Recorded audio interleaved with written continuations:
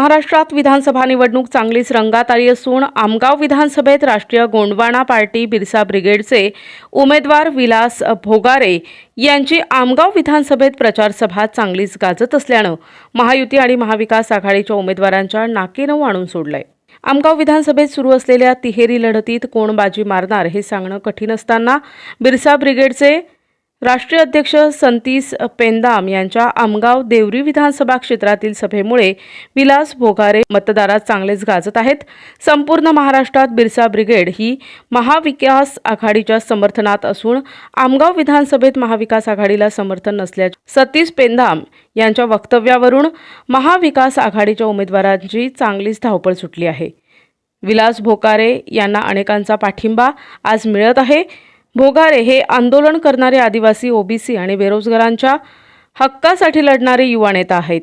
त्यांच्या ऊस शेतकरी या चिन्हाला बटन दाबून त्यांना विजयी करा आणि या हुकुमशाही सरकारपासून स्वतःला मुक्त करण्याचं आवाहन सतीश पेंदाम यांनी ककोडी येथील प्रचार सभेत मतदारांना केलं आहे। ऐसा नहीं कि विलास भोगारे आएगा तो लड़ लेगा और बन जाएगा तो बना लेगा, ऐसा नहीं है। लेकिन वो आंदोलन की वजह से पार्टियां पीछे गई तो पार्टी दोबारा तुम्हारे इश्यू को लेकर लड़ेगी। अगर पार्टी तुम्हारे चिल्लाने के बाद भी नहीं सुने और वो पार्टी जीत गई तो तुम्हारे इश्यू पे कोई बात करने वाला नहीं है। उनको दोनों पार्टी को सबक सिखाना पड़ेगा कि यहाँ के लोगों की समस्या बहुत गंभीर है और इसलिए ये बहुत जरूरी है। ये चुनाव नहीं है, ये चुनौती है, एक तरीके का आंदोलन है ये। मैं पूरी जनता से अपील करना चाहता हूँ, यहाँ के सब पार्टी के जो सेकंड लाइन कार्यकर्ता है उनसे अपील करना चाहता हूं कि सामने आओ, सबक सिखाओ। तुम भी एक कार्यकर्ता और ये भी एक कार्यकर्ता है। एक कार्यकर्ता के पीछे खड़े रहो, एक एक्टिविस्ट के पीछे खड़े रहो। आप पार्टी मत देखो, हमको मत देखो, यहाँ की वास्तविक परिस्थिति को देखो और आने वाले भविष्य को देखो। डेंजर 6 महीने बाद में क्या होगा इसका मालूम नहीं है। ये लोग डे बाई डे इतने रैपिड डेवलपमेंट कर रहे हैं। कल अगर अदानी को, पूरी अंबानी को जमीन दे दी है देवरी की और बाकी इसकी, तो कम से कम 1,62,000 आदिवासी विस्थापित हो जाएंगे। देखो, ये बंडखोर नहीं है। बंडखोर किसको बोलते हैं? जिसको टिकट मिल गई वो ईमानदार, और जिसने बेचारे ने फॉर्म भर दिया वो बंडखोर।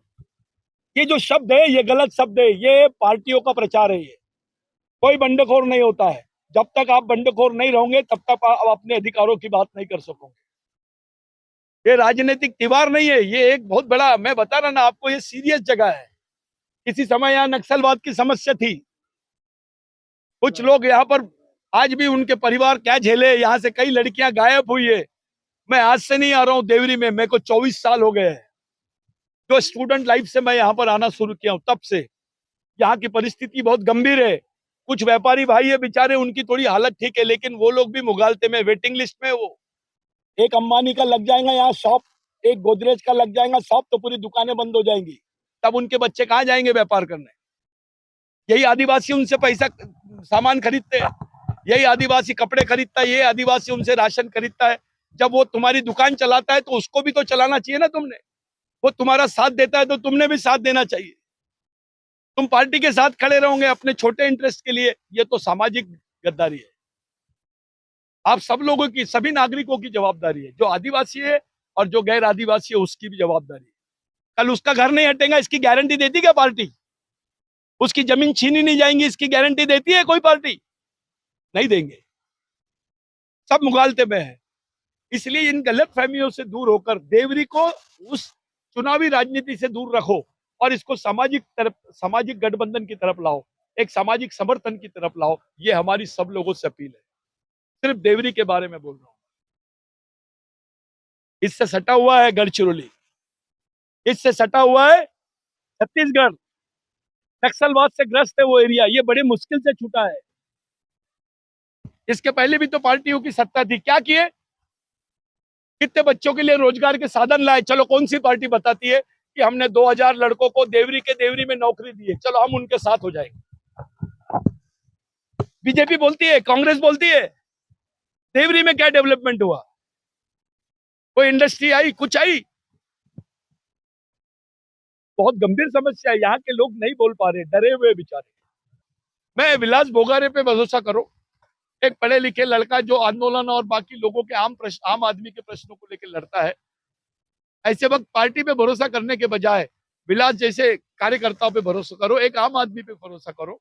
चलो उस पे नहीं करते तो ये जो किसान दिख रहा है आपको, उसका चुनाव चिन्ह है, किसान पे भरोसा करो। उसको किसान को थोड़ा अच्छे से देखो, आपको बिरसा मुंडा जैसा दिखेगा, उस पे भरोसा करो।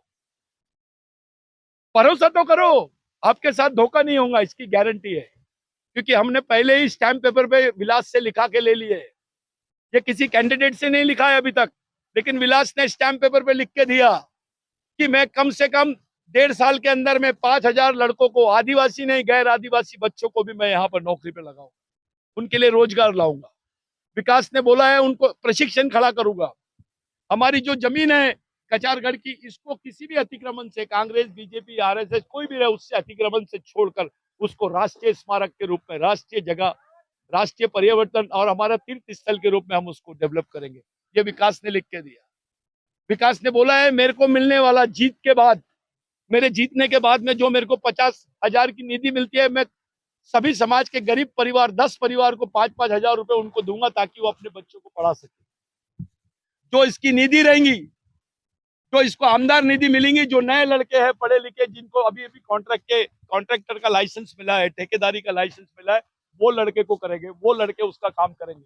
और विलास नहीं करेगा, हर गांव में एक समिति बनाई जाएगी जिसमें सब धर्म संप्रदाय के लोग रहेंगे। वो समिति वहां के युवा बेरोजगारों की समिति तय करेंगी कि ये गांव में काम कौन सा होना।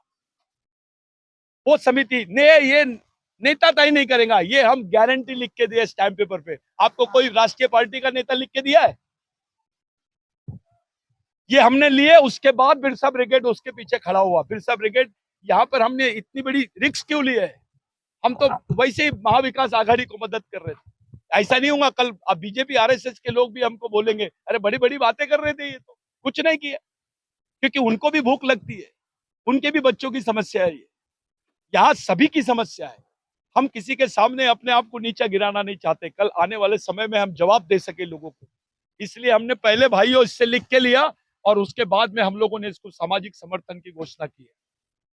और ये जो मैडम आई है इतने दूर से, वो इसलिए आई है कि उसको मैं जानना चाहता था कि भाई आप उसके साथ हो या नहीं। तो उन्होंने मेरे को बताया मैं कचारगढ़ के साथ में हूँ, मैं आदिवासी समाज के लिए यहाँ पर आई हूँ। पार्टी छोटी चीज है उसके लिए। वो खुद डॉक्टर है, डॉक्टर उर्मिला मार्को, ये छत्तीसगढ़ से आई है, तो समाज की डॉक्टरी करते हैं। ये जो बच्चे टोपी लगा के बैठे हैं, ये केवल एक स्टेट के नहीं, अलग अलग स्टेट के लोग आए हैं।